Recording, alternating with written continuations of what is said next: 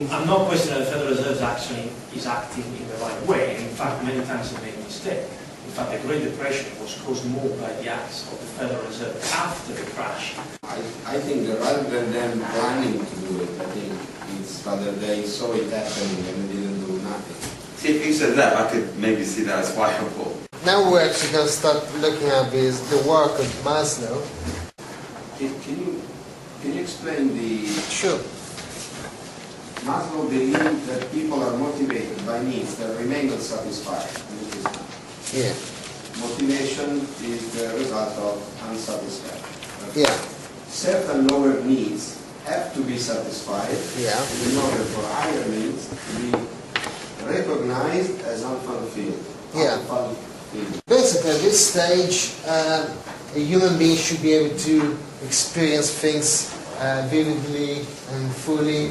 You should be able to let his true self emerge. And more generally, self-actualization includes a set of needs and values which are truly philosophical and which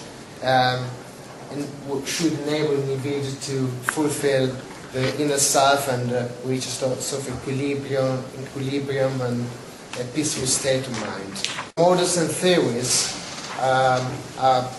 remain abstract and theoretical until we put them into practice. The application of those concepts need to affect not only an individual but a group of individuals, i.e. the society, and also how those groups of individuals, societies interact between them.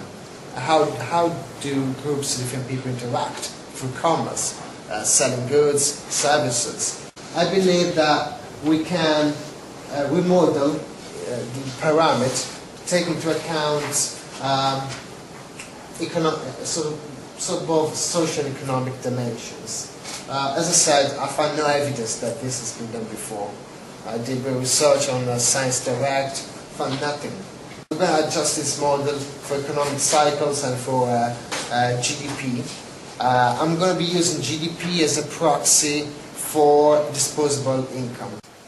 Here's my adaptation of the interpretation of this model adjusted for the GDP per capita. And again, I would argue that in high GDP per capita countries, as people have more cash at hand, turns out that lower needs are satisfied de facto, so there are more chances for people to satisfy higher needs, such as esteem and self-actualization. On the other hand, the reverse might be true, but obviously that would lead us to the discussion stage. Do you think that the allocation of resources amongst countries dictate our needs, and is it fair? Well, all the kind of questions, I guess, that would be a good start. You will know if there's a boom, there will be a bust. Someone must have known. Like you don't earn that much money and not do conspiracies. No, okay. But when there's a conspiracy, stop in a thing. Politicians, they basically want to be elected, and therefore short-sighted. They are myopic. But that doesn't mean they actually is the opposite. They didn't even know because they're so myopic. They actually led into a crisis by just trying to do a short-term vision.